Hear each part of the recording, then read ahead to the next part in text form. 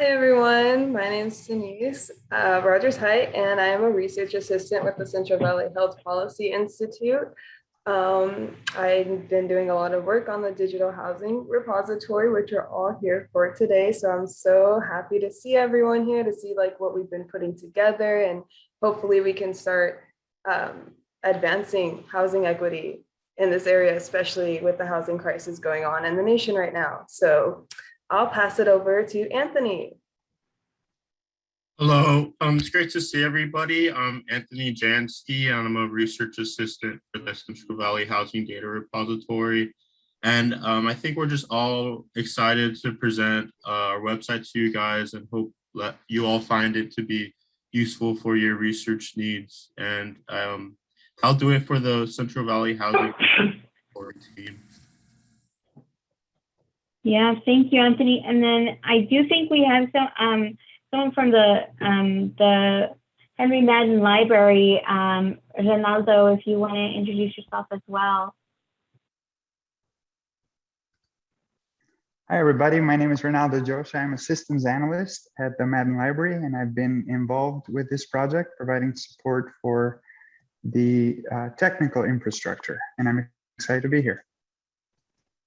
Thank you, Ronaldo, and we're so thankful for our Fresno State Library that is hosting the website, and just so happy that we are able to have this truly cross-campus collaborative at Fresno State, and then hopefully cross-collaborative across the region and the country in terms of this work. So with that, we'll go ahead and resume talking a little bit more about what we are working on, what we've been working on, and a little bit about the repository. So the Central Valley Housing Data Repository, you can think about it as an open data platform that we're currently, as we'll go through the demonstration of the website with you, you'll see that it's in its beginning stages, because the idea is really that it is built for community and by community.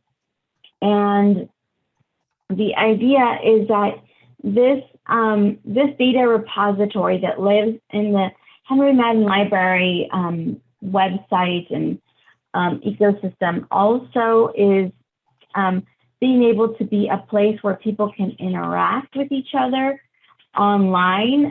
So you register for an account and you're able to interact and join groups, different and track different data subjects. But it's also a way for people. We really thought that as a data repository, it's not only important to exist somewhere online, but also to be a sort of launching pad for collaboration as well.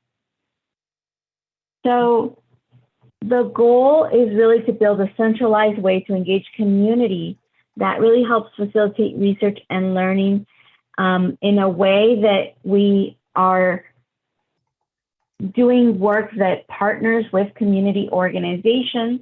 And when I say community organizations, I mean that in the broad sense of the word: community-based organizations, local municipalities, other research institutes, and other universities who are engaged in fair housing action. And really, what we mean by that is just really equitable housing, people that are striving for expanded access to housing for those that need it in our communities. We also want this to be a learning experience for students through partnerships, and also an opportunity for faculty to become engaged in not only doing research for themselves, but engaging their students as well. Since this is part of Fresno State, we take, at the Central Valley Health Policy Institute, we take learning very seriously, and we know that we try to find opportunities for students and faculty to really be involved with the community in any way possible. And that is something that the Central Valley Housing Data Repository is attempting to do as well. So to give you a little sense, and we'll go over a more deep dive of how to use the website in a second, but I did want to give you a little taste for what it looks like and make sure that you have the link to it. So I will go ahead and go to it, and then also drop the link in the chat for you to be able to see it as well. So here is our data repository. And like I said, we'll go over a little bit more about what the potential is, what it does, what is on it now. But this is our website that you can go to now and see data sets that are there now to be used. And some of them are data that has come, that we're linking, that is already out there publicly available somewhere else. And then some of it is data that our collaborators have provided to us already. So really important that we in the housing data repository also tell you something is that we use, while it's part of the Fresno State ecosystem, it's an open data platform called CCAN, which does allow you to make an account and actually interact with the website more deeply as well. So a little bit of, and again, we'll go through a demonstration with you, just wanting to give you a little bit more of a sense of what we're doing, is we're trying to have a way for you to have access to data that raises awareness of housing disparities in the Central Valley. It's a way to allow researchers to collaborate and share projects and research, because we know that there are so much data out there already, and it may not even only exist with researchers on campus at Fresno State. Municipalities do research, community-based organizations have done research, and sometimes it's not readily accessible to the public, even though people would like for it to be public. So this is a way for us to allow others to engage in that work more directly. And then it also allows, as I mentioned before, and we'll talk a little bit more about what current efforts we're doing on the educating front, but it also allows educators to integrate community-based participatory action research into their classrooms and into their work. So just also be aware that since we are just launching this, the website has a lot of potential, and we want to make sure that we build it to what really is needed in the community right now to tackle the housing issues that are most relevant right now. To give you a little sense of a way in which these types of platforms have been used worldwide, an example is this worldwide anti-malarial resistance network, which actually included people committing data to this platform, which allowed for a meta-analysis, which means, gathering up all the research that had been contributed to that platform. And they realized that treatment failure was associated with a lower dose of a drug, and that it was really needed what was really needed in the fight against malaria is to really stratify the types of doses that are given to different populations, particularly in young children. And this ended up contributing to a revision of the World Health Organization's guidelines for treating malaria. And so again, this is a real opportunity that we have seen open data platforms around the world make really significant findings and changes to policy and to the way that things are done. I won't go through each one of these, but just to let you know, there's ways in which you can use this platform to have multiple people contribute to a similar project. Let's say, as a housing authority, maybe you're doing surveys in different housing complexes, and you want the data to live somewhere publicly so that it can be analyzed by researchers. That can be done, right?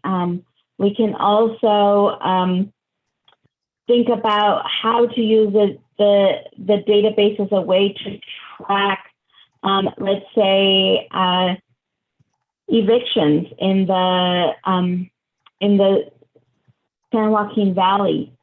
We can use it as a way to track for each, if there's not a regional housing platform for municipalities, you can create a group here amongst municipalities and contribute the data to that platform to be able to track not only what's going on in your own place, but across regions as well.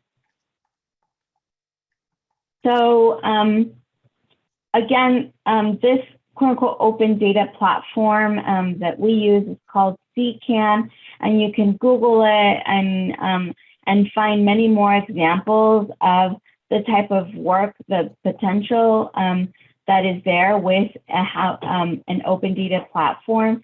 And really that's the type of thing that we're hoping to create with our work as well, with the addition of really integrating faculty and students into a community learning so that you are also able to use them as community organizations are able to use faculty as resources as well for further data collection.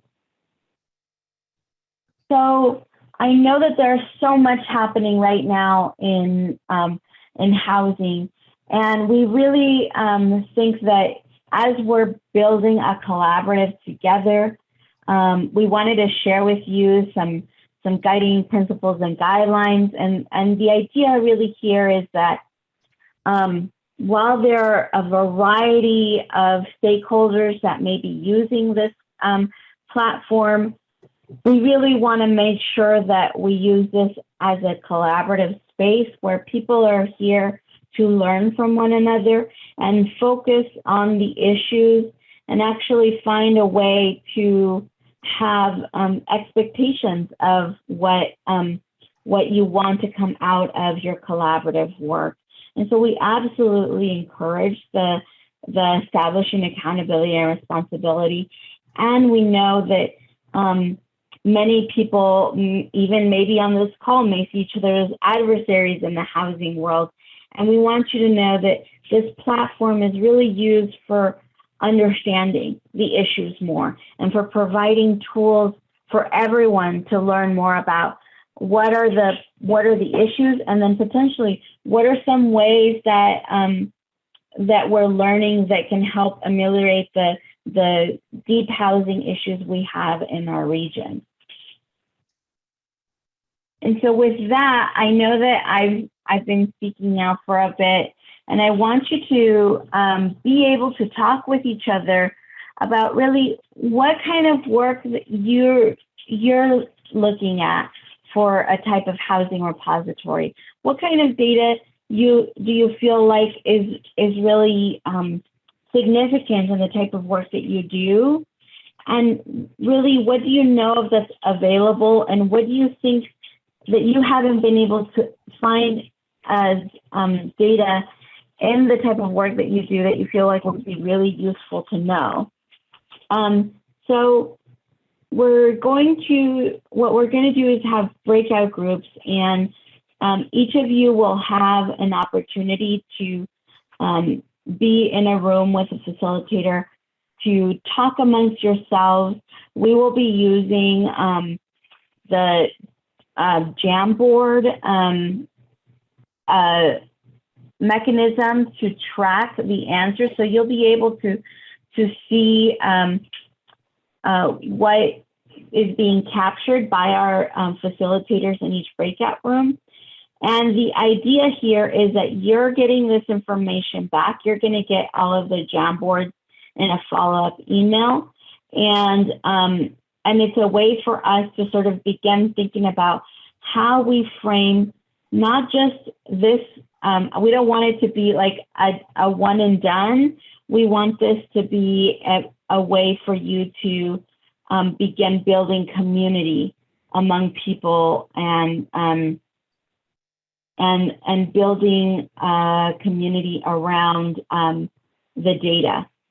So I'm going to go ahead and open up 4 focus groups and 4 breakout rooms. And I want you to note that we really appreciate everyone being here and everyone contributing, and know that there will be somebody at each room that's going to be capturing the answers to each of these questions. So let me just make sure there's a facilitator in each of these. And I'll go ahead and open up. And I also want to know if there's any questions that we have before as well. If there's any questions, feel free to put them in the chat and we'll go ahead and get those answered.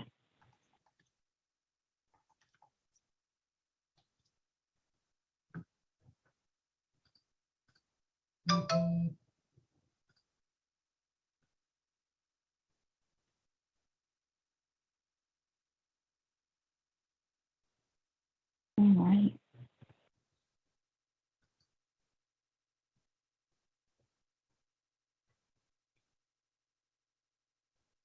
So I think we are ready to start. So I'm going to go ahead and open up the room.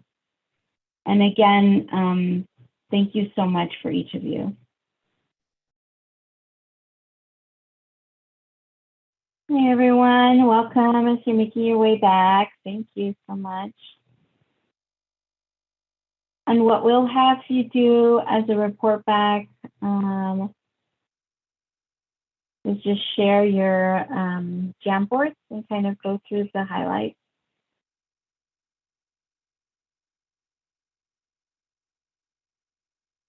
Welcome everyone. Welcome back. So I was mentioning, I'm sure that everybody wants to hear from each other in terms of what each other said. So we're going to be sharing the Jamboards from each group and just having folks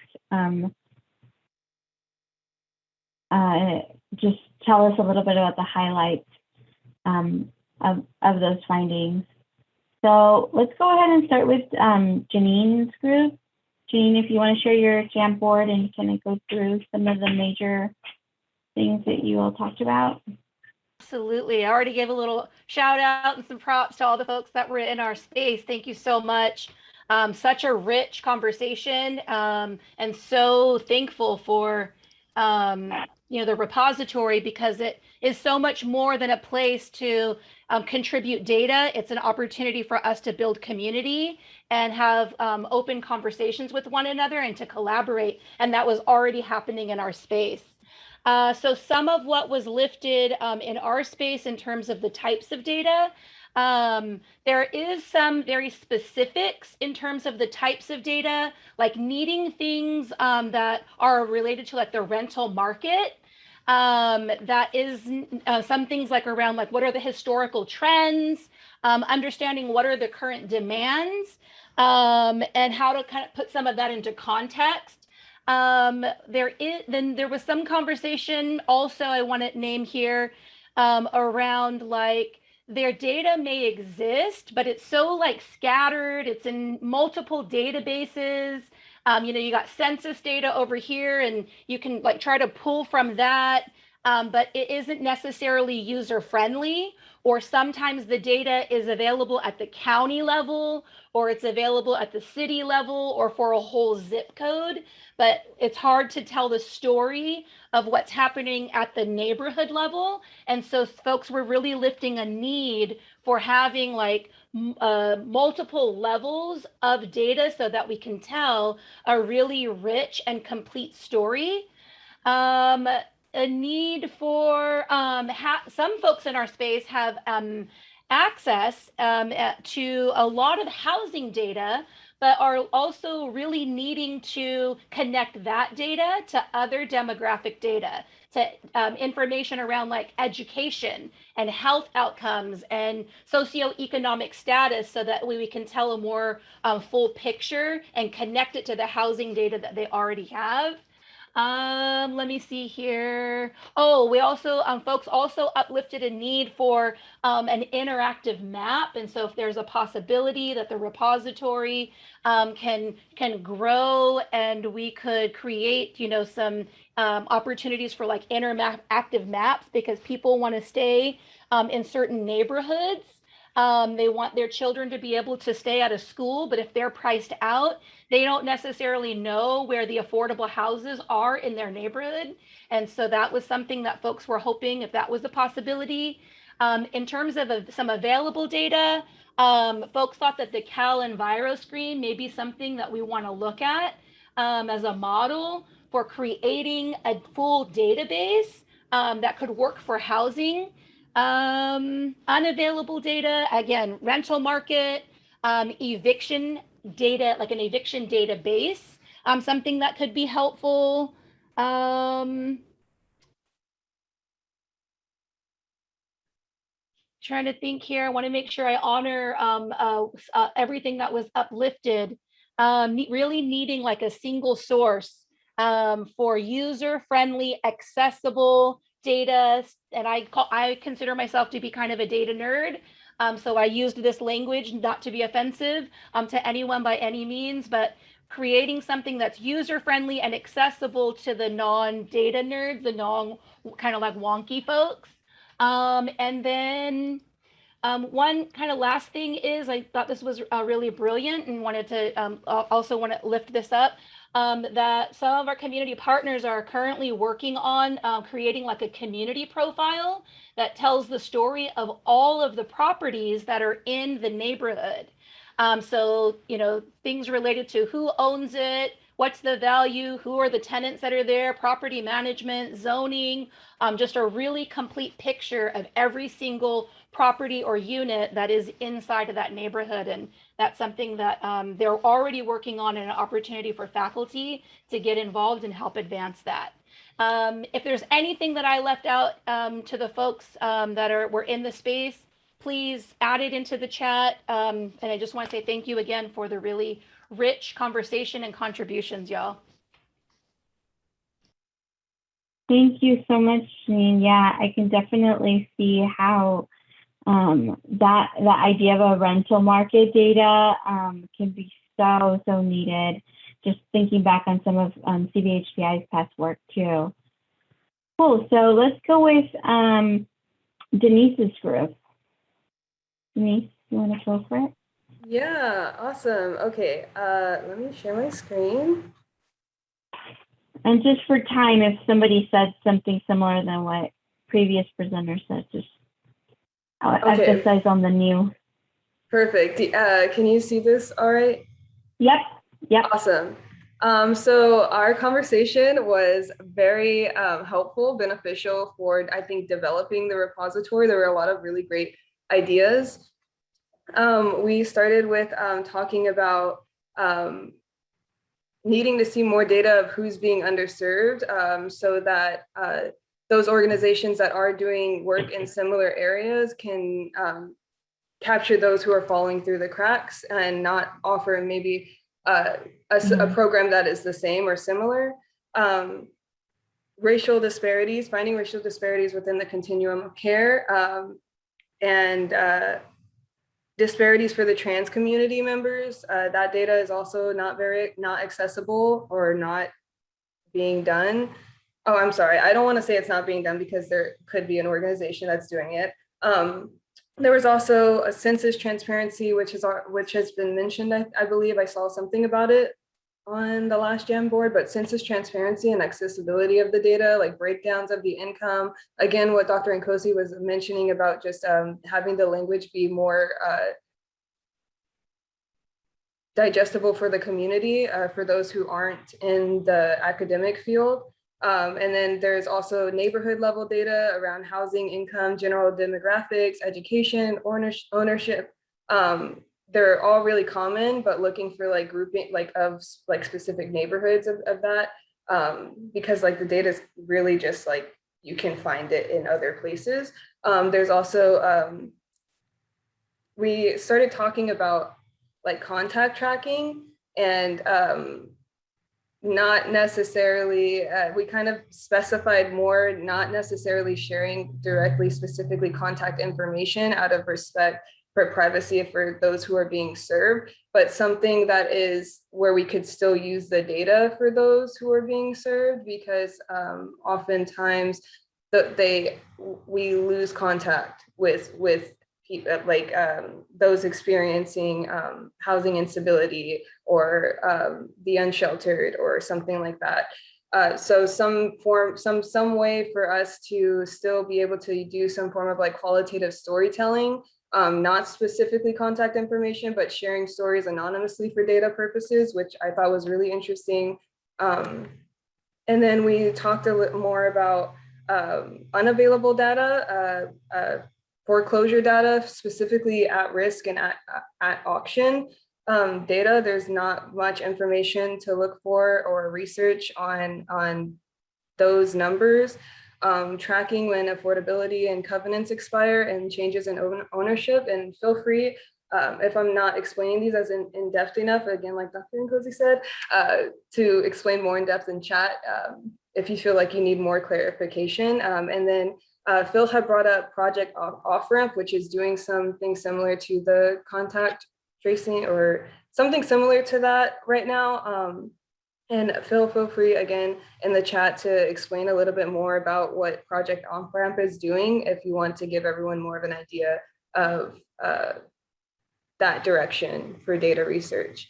And we didn't really get so much to data needs because we spent more time clarifying contact tracking. So, and the significance of contact information in regards to housing issues and how to respectfully do that. So I thought that would be a great discussion topic too. So anyway, that's what our Jamboard consisted of. Thank you so much to my group.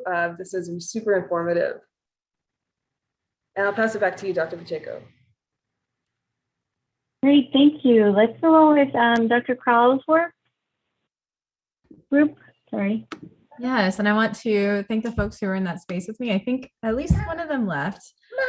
Maybe a couple of them did. So I will try to do them justice. Sorry, my 2-year-old is joining me for this part. It's real. Just go. We love it. We love it. All right, so I'm going to pull up our, I'm going to pull up our Jamboard. Sorry, I just have to switch over. Let me go back to the first. So we talked first about what types of data are needed. And there were some really diverse responses in terms of need and the different dimensions of housing. So concerns about climate change prompted a request for, oh, thank you, a request for data on who has AC units and who has swamp coolers, which are much more localized AC units within a home. Wanting this data specifically for Kern County, you're welcome, and across the Central Valley. And when it comes to the rental market, a transparent database of property owners that can, you're welcome, that can link LLCs back to common sources. So there's a lot of problems with ownership data in that owners will kind of scatter their properties across LLCs. And so it's hard to link everything back to a common source. And then there's a need for data on land use. So concerns about the way we develop in Fresno, a lot of big single family homes using up a lot of land when we could be developing in ways that meet the needs of more families and first time homeowners who are looking for something smaller and more affordable. And where exactly affordable housing gets zoned, and also concerns about what that housing looks like. So does it look like a beautiful communal place where families can thrive and enjoy their communities? So the way affordable housing gets zoned in Fresno and how it's designed is not, I guess the description was like kind of like looking like Lego blocks rather than making it look like a beautiful communal space. So data needs were some really great responses there. And when we talked about available data, the census data is obviously available, but it's very limited, it's very basic. And we don't always get the breakdowns that we need to address needs in the Central Valley.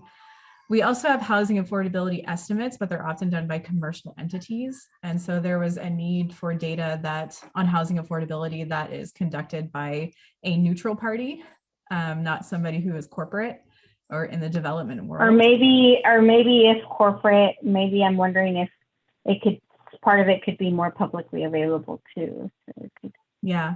Yeah. And then there's data from the National Association of Home Builders, but there's nothing Fresno or Central Valley specific. In fact, it's not even California specific. And so needing data that's very specific to the Central Valley because the Central Valley is unique in a lot of ways. Also unavailable is good data on people who are living in converted garages or non-permitted units, because there are a lot of limitations in terms of folks living in those types of units, what kind of resources they can access. And I think that's it there. I don't want to repeat too much. And then of course, this is where we started running out of time, but in terms of data needs, just generally support for data collection and analysis and also data security. So a place to store confidential files that have identifying information. And data specifically on Ellis Act evictions. So concerns about gentrification and the displacement that's causing. And that was it for my group. Excellent. Wow. It's been really interesting to see that there hasn't been a lot of overlap. You guys all talked about really a rich variety of topics. Let's go ahead and go to Amanda's group.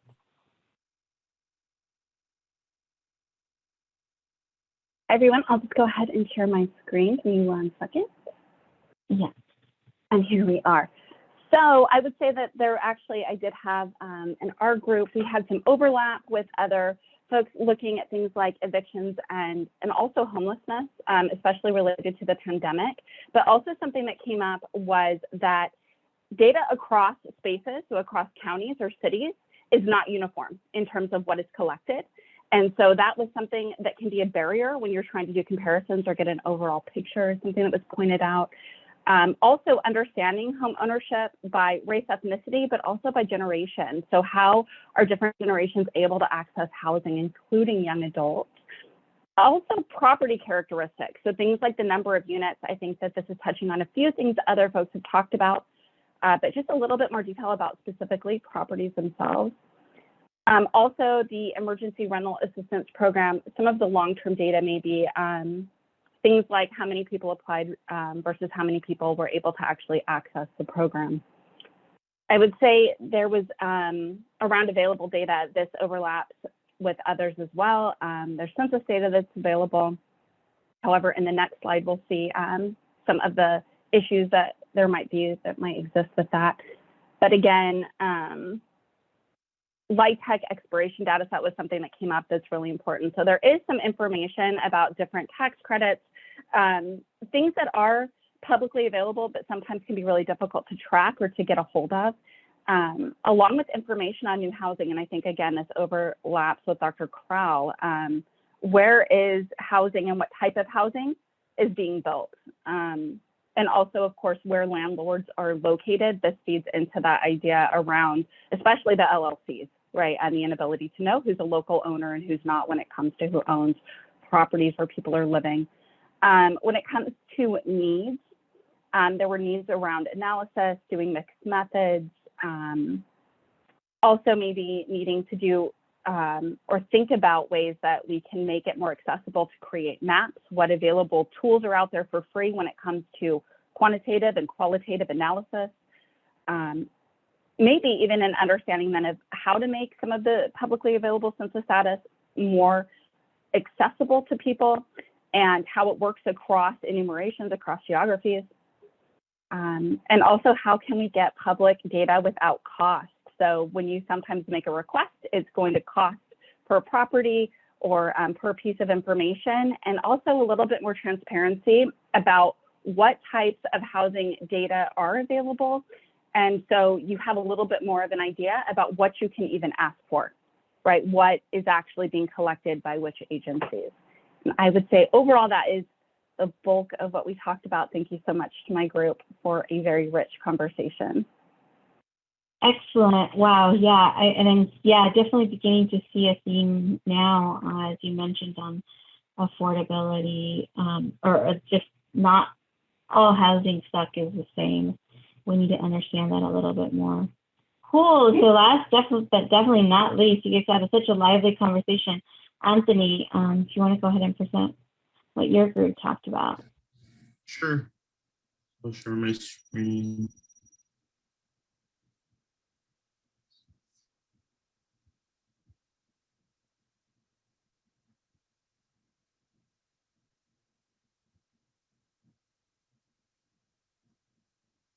So a quick rundown of what my group had discussed is that they're looking for a real-time monitoring map that kind of shows housing units at risk, and so we can help them not be foreclosed.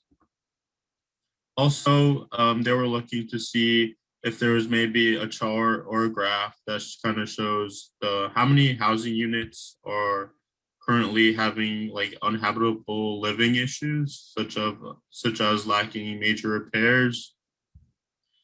And then another big one that I thought was we were looking to get more data for those of at-risk populations, such as those with criminal records or young people who are currently being processed in or out of foster care, and how that affects their housing chances.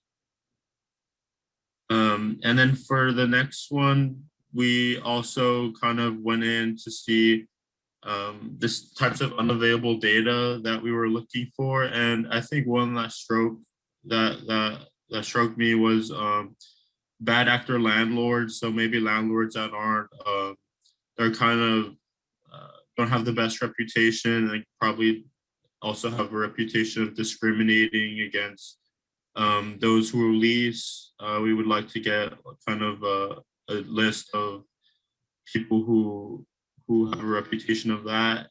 And also available data that we have discussed was a map that kind of shows all the resources available for housing support, and more importantly, the resources that have been left unused, so that people can easily find and navigate to resources that may help them. Also, we've discussed a way to file complaints through an open source site. So maybe like reviews of landlords. So we can find one that's trustful.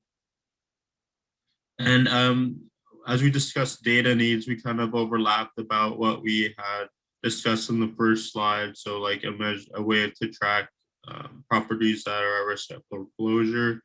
But a new one that we had talked about was another map of Central Valley of color codes, where it kind of shows a deeper concentration of low income housing. That'll be represented with like a deeper shade of a color. So that can give us a better view of what we're looking at in the Central Valley. But that was a quick rundown of what me and my group shared. And I want to thank you for everybody who had participated. Thank you. Yeah, no, I think the idea of like a map for underutilized, underutilized resources, it just seems like such a great need. I know that we talked more generally in about data, but as we frame our future workshops, I also want to know, and I think I have a sense really from some of what you guys identified as data needs, where you're going to answer this poll. But I think it'd be really helpful for us to understand, where do you think, if we had to prioritize the types of issues that we're trying to tackle with the data that we post up, where is this, are the needs the heaviest? So if you can definitely answer this poll, it would give us a great idea of this. And you should see the poll pop up on your screen. So I'm going to go ahead and just really thank you. That like I said, you're all getting this data back, and then also we're using this data to help us identify how to move our work and like what kind of data we're going after in terms of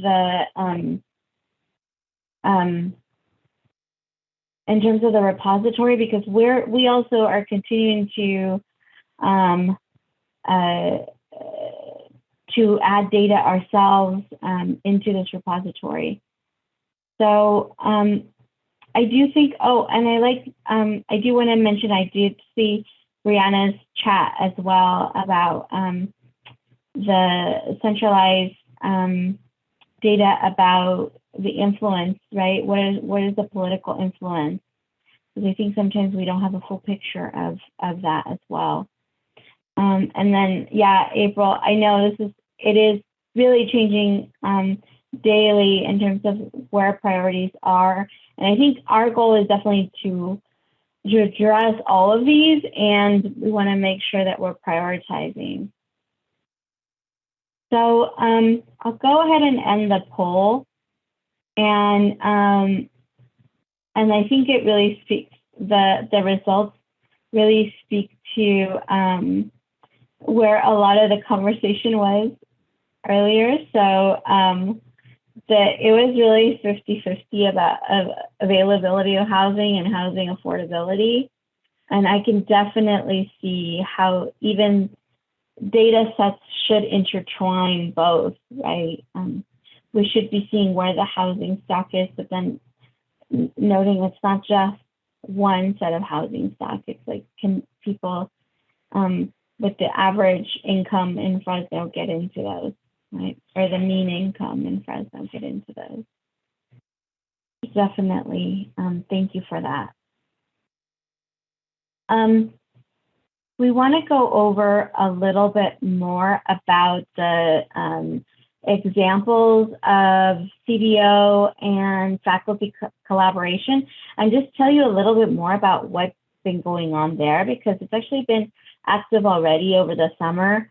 So I'll pass it over to my colleague Amber, who's going to talk a little bit more about that piece as well, and Dr. Nkosi as well, as you both have been active on this as well. Yeah, so this is a really exciting piece of the repository that Janine and I have been holding together. So on July 26th, we had our first listening session with a couple of our CBO partners, Faith in the Valley and Leadership Council, and faculty who expressed an interest in community-based housing research and also transforming the way that they do research and engage their students inside and outside the classroom.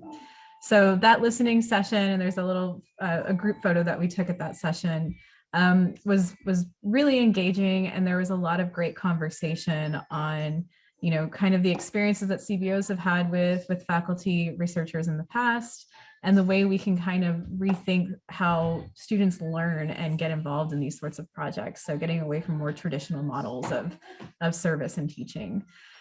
So following up with that, we are now working on scheduling one-on-ones with the faculty who expressed a commitment to doing this kind of work. And that'll be going on through the fall semester of just really kind of getting a better sense of who they are and what kind of, you know, goals they have and what sort of interest they have in working with CBOs. So that way we can really foster good, lasting partnerships that are collaborative with CBOs. So throughout the academic year, we've invited faculty to upload data to the housing data repository. We've sent out the form and instructions on how to do that. So hopefully we'll start seeing more faculty contributed data that will then be available for public use for anybody to use. We are also forming a cohort of those faculty who committed to community-based housing. They will be on a specific track in our workshop series where they will be joining collaborative space throughout the year to just think together and plan together on what those projects will look like. And also learn new ways of doing teaching and research, using these projects as a springboard for that. And that will be done alongside CBOs as well. We also will be doing the projects will actually get going. So community-based housing research and teaching project development alongside CBOs will be happening this year. And so we're encouraging these faculty and really supporting these faculty into, like, from the ground up, thinking about how their projects are going to be done alongside community and developed alongside community so that there's input from both sides. And then we'll also be holding technical workshops and tutorials for accessing and using the housing data repository. We know not all faculty are going to be at that level of engagement, but we do want to make sure that they know how to use the repository and how to use the data responsibly, and hopefully pull them in as well to rethink the way that they do their work. So this is what we're doing. We've got some great faculty who are already on board, and we're really excited about where this is going. Janine, did you want to add anything? The only thing I want to add is if you all are already working alongside any Fresno State faculty currently, or you have in the past, please just reach out to us because we may or may not be working alongside those folks. And we're really, truly just trying to create a community where, you know, faculty who are really passionate, either doing the work or have a passion for doing this work and connecting their research and teaching to really truly advance the housing justice work that's being led in the community by residents and CBO partners, that we create a space for all of us to work together. And so we might not be connected with some of the folks that you all are connected with.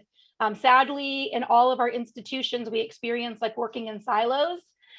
So even in the space, the listening session space that we held, there were folks that I was able to encounter that are doing really incredible, powerful work that I didn't even know of. And these are my colleagues at Fresno State, you know, in a different college or a different department. So please connect your folks with us, and we can just kind of keep building a bigger, a more powerful, more incredible community to advance all of this work. Yeah, thanks. That's so important. Thank you for saying that. And, you know, that's really gets at the spirit of what we're trying to do here, which is learn together. And so, yeah, you probably have some amazing people that you're working with that we'd like to learn from as well. So it'd be really great if we could all be in a space together. So please reach out to us.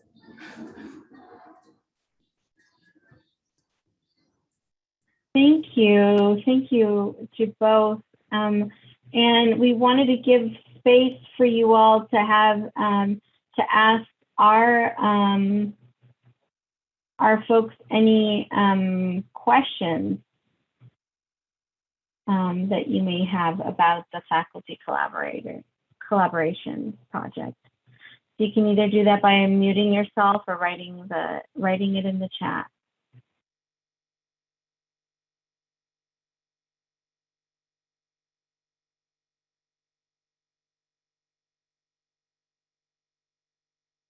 I think one question that may come up for me, Amber and Janine, is, you know, if there's a faculty from like CSU Stanislaus, you know, is there room for them to be involved in this if I've been working with them?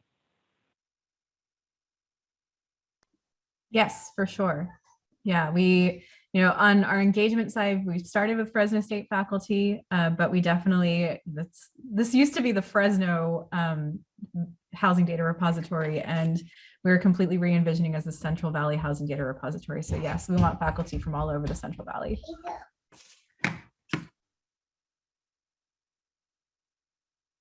Excellent, excellent.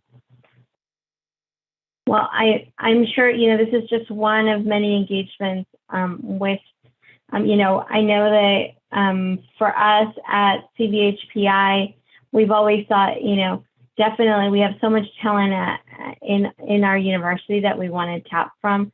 It's not, you know, it's not just CVHPI that we want to do this work. So we definitely know there's a lot of talent across the region that partners that we are already partnering with, like at UC Merced and Bakersfield College, that we want to keep learning from as well. So I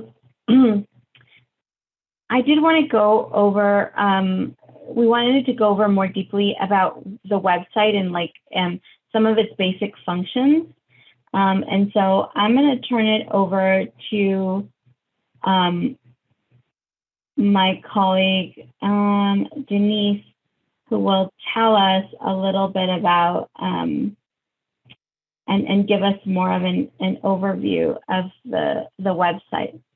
So Denise, I'll stop sharing and I'll let you walk us through the website. Awesome. Is this showing up all right? Yes. Alrighty. Okay, so this is obviously the homepage of the website. It's valleyhousingrepository.library.fresnostate.edu. You can also find it on the Henry Madden Libraries page. We'll start by looking at the top where if you click on datasets, as Dr. Pacheco showed earlier, you can see all the datasets that have been submitted to the repository so far. If you go towards, if you click on organizations, you can see which organizations are currently participating in contributing data to the repository. Right now we have about 6 organizations. If you go to the directory, you can also see there are groups you can create where organizations and researchers can collaborate on research projects or any sort of housing issues that they are all interested in. And there's also the community-based participatory action research toolbox, where you can find resources that are not limited to data sets. It should be resources that include just other tools to understand housing issues or anything just related to housing significant to that. If you do go back to the Fresno State homepage and scroll down, you'll see some of those boxes that were presented earlier in the slide, which are really just links to the links at the top as well. So you'll have 2 different places to access these. And you can also see other cool features like the Evicted in Fresno research is down here. If you're interested in that, you can click this link and be directed to the PDF. You can also subscribe to the repository at the bottom of the page. And if we go to this large search bar, you can look for any data sets that you're specifically interested in. And it will show up here. And then you'll see which types of files are available with the report you're looking for. This one only has a PDF accessible, but when you click on the link to that data set, you'll be directed to a page with, I believe this is a brief summary. You can see which organization submitted the data set. If you click on groups, you can see which groups are associated with the data set, which would be that page we just looked at, which would be sort of any collaborating researchers or organizations. And then you can also look at the activity stream, which shows if the data set was updated and when it was updated and what was updated to it.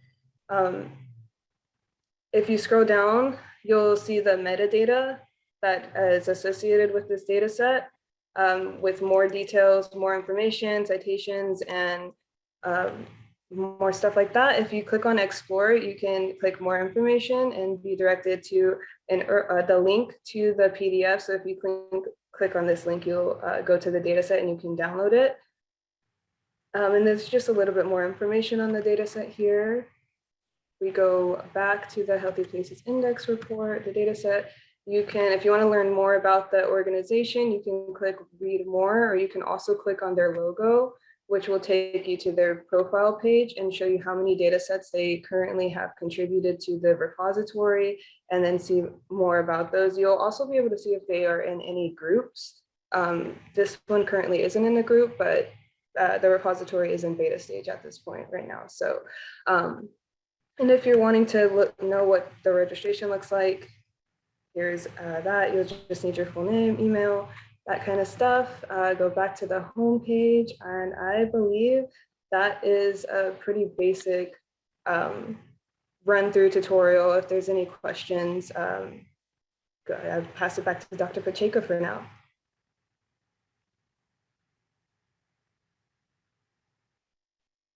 Great, thank you. And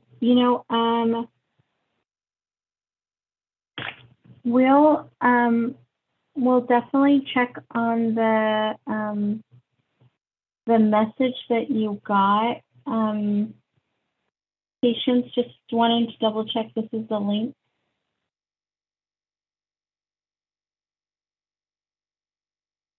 That you went to, just to make sure.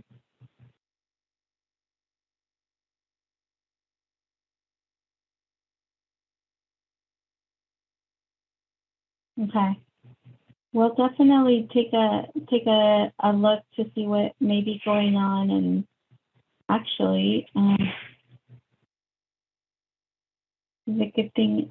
We'll pass on the message to our colleagues at the library to see what could be generating that message for you, and we'll follow up through email to make sure everyone's able to see it.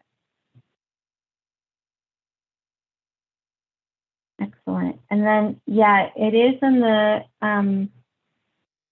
Henry Madden Library website as well. There is a link in the collections site. So when you go to the collections,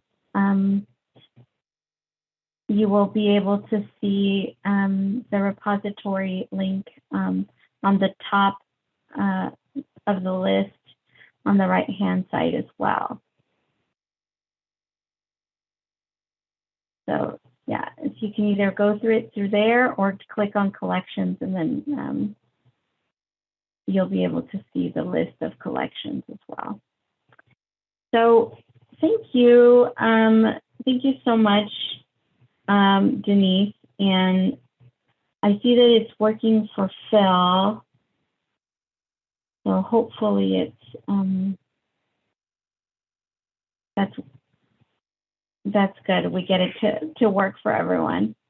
I did have a couple of more things that I wanted to go over with you about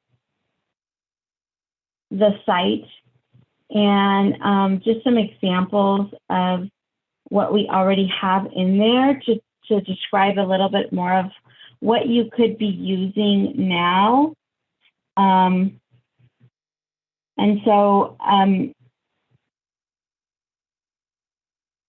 one of the things that we have in there now is the Healthy Places Index report,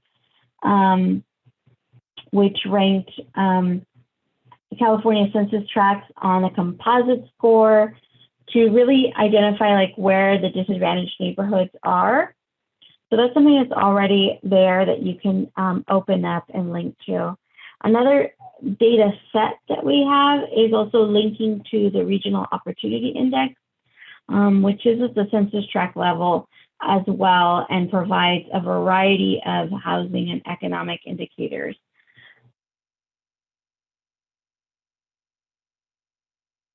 And then I do want to let you know that there is a way that you can also upload data into the repository. And if you're interested in learning more about what that looks like, please please contact us and we'll be happy to answer any questions. But we did want to share with you what our current process that we have for letting us know a data set that you would like to have displayed on the repository today. So Anthony, why don't you go ahead and take it away, and I'll drop the link for that onto the chat so people can take a look. Okay, awesome. So what we're looking at right now is the data contribution form. So if any of you guys are interested in sending a data set or report that will become public on the repository, then you guys are going to have to fill this out. So we ask each submission for each data to have its own form, so that way it can be tailored to individually. And we have a few questions about the report, but if you don't know, then it's fine to just leave NA. So in the beginning, we ask for an email so we can keep in contact with you. And the main, most important step of this form is adding the file.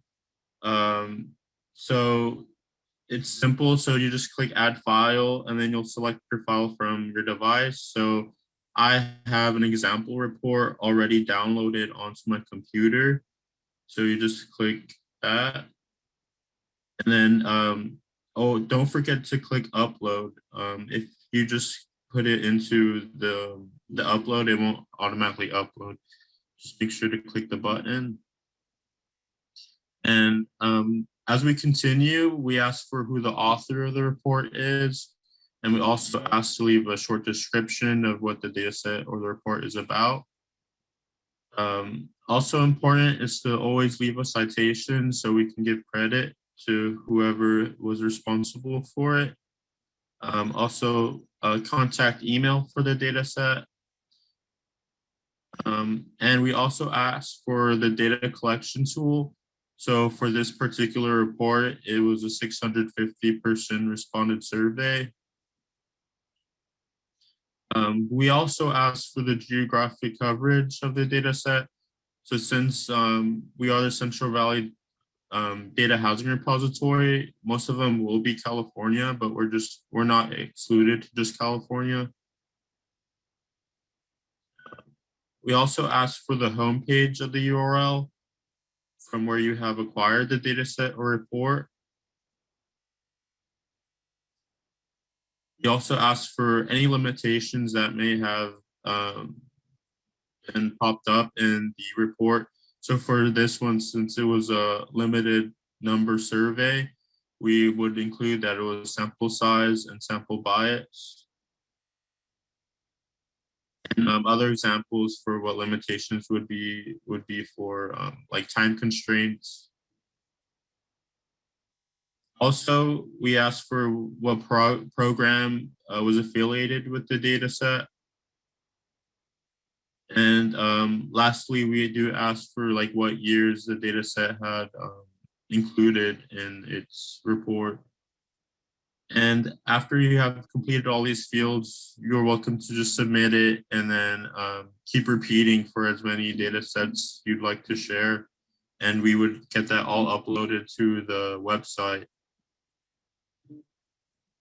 So if any of you guys have any questions about filling out the form. Thank you, Anthony. I think one thing I do want to say about the data set itself, this contribution form, is that if you needed to go through additional data sharing agreements with us and have a back process, that's fine. This data contribution form doesn't automatically load data into the repository. And so it's important to note that will be coming to us and we'll double check info. We'll work with you if we have any questions about the data that we received. But also, if you want to go through a lengthier process through your organization before you fill out this form, we're happy to engage you on that as well to make sure that you feel like your data is going to be safe and you're going to get credit for it as well.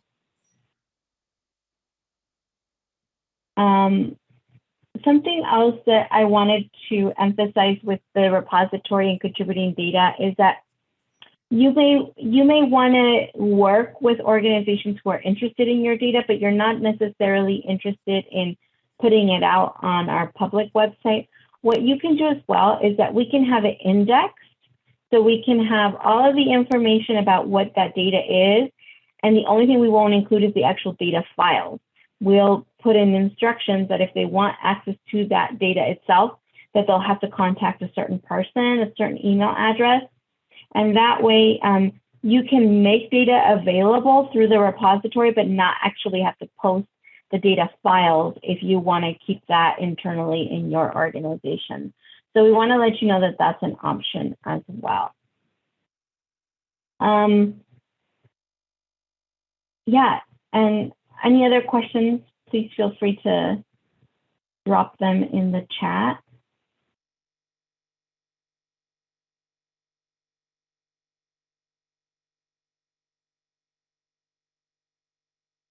Great. So thanks for patience. We really tried to make this as easy as possible for everyone and as user-friendly. And we're happy to help you through the process of uploading data as well. So we want to go over, we went over a lot and we engaged you on a lot of questions. And like I said, from the beginning, we never envisioned this to just be like something that you can just log on it and look at. We want this to be a collaborative process.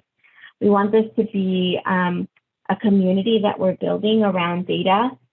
And so to help us do that better, we'd like to know how to best engage you in the work.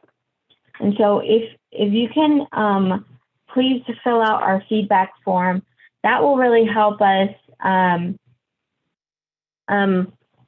know how we can target you. If you're only interested in learning how to use the repository, then we're not going to, include you in invites that are about building community among those that are looking to upload data, right? But likewise, you can belong to as many of the communities as you want. You can belong to the faculty engagement community. You can belong to the uploading data community and the learning how to use the repository. So please fill out our feedback form. That will really help us know how to best follow up with each and every one of you. Because like I said, this is something that we are looking as a way to be interactive and a way for us to build community and hopefully advance issues, advance the issues. So I did want to note that the link for the feedback form isn't, Janine, it's the link I put the 3J QGNHS. No worries, no worries.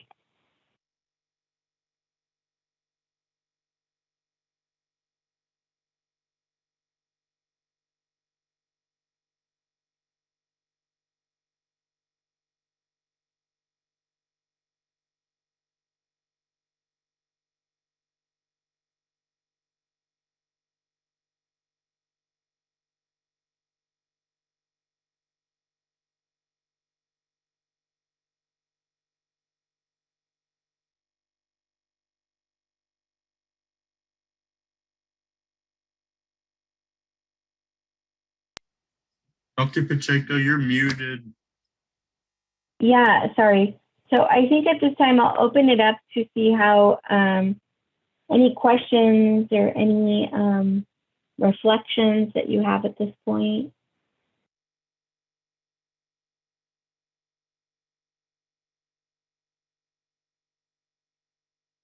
And this is really just open to everybody.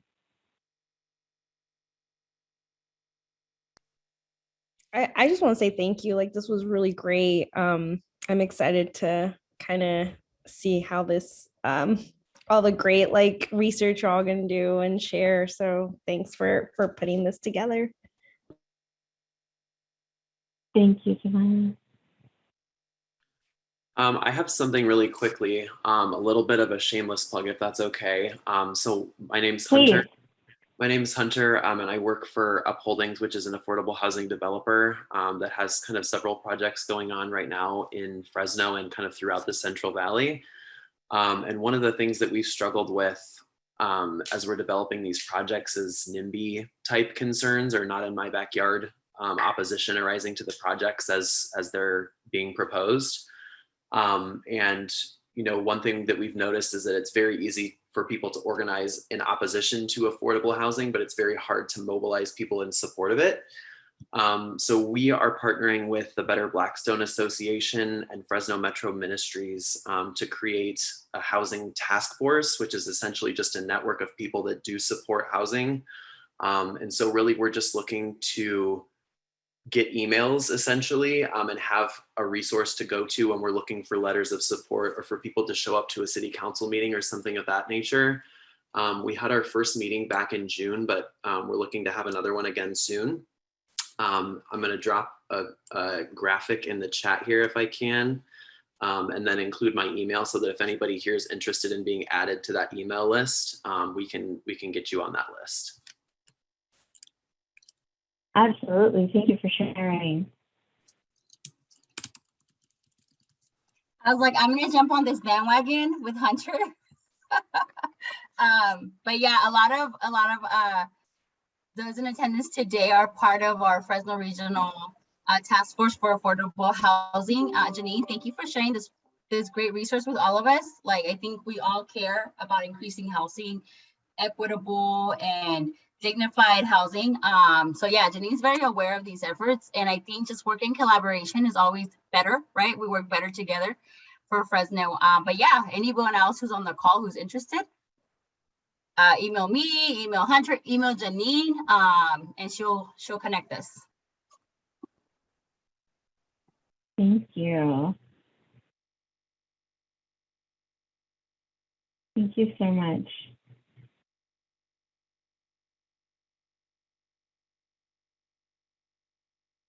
Others? Anyone else? Including from our team, if anyone has any other comments. I mean, I'm just pretty excited after hearing everything, all the ideas to like talk more about like how to incorporate them into the repository.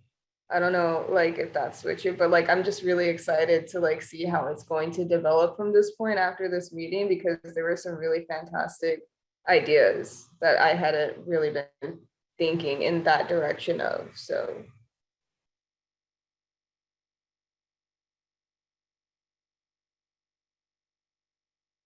excellent. Well, thank you so much to everyone again, and we look forward to being in touch with you. Please fill out the feedback form. And again, we'll be following up by email, sending some of these links again, and hope to see you at our next workshop. Yeah, Janine, did you please? I just wanted to, sorry for adding you, Cassandra. I see Cassandra from the Fresno Bee is here, and I just want to say thank you to the Fresno Bee for all of the incredible work that you all are doing to keep housing and housing justice in the community, in the public light. And I don't know, Cassandra, if you're here, maybe writing a piece on this like incredible collaboration and work that we're all doing together. But if you are, I wanted to see if you had any questions. Thank you, Janine. I just wanted to say, like everyone, thank you for putting this together. Today, I was just here to try to get a sense of what this collaboration is. And, it seems like an awesome effort that will produce a lot of data that hopefully I look forward to using in the future. So I will touch base with you, and I really look forward to seeing what comes of this. Thank you so much. Excellent. Excellent. Well, thank you all so much, and hope you have a wonderful weekend and stay safe.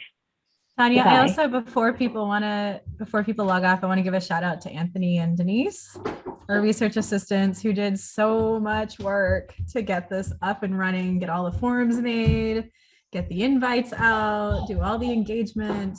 They're amazing. Anthony designed our logo. So thank you so much, Anthony and Denise.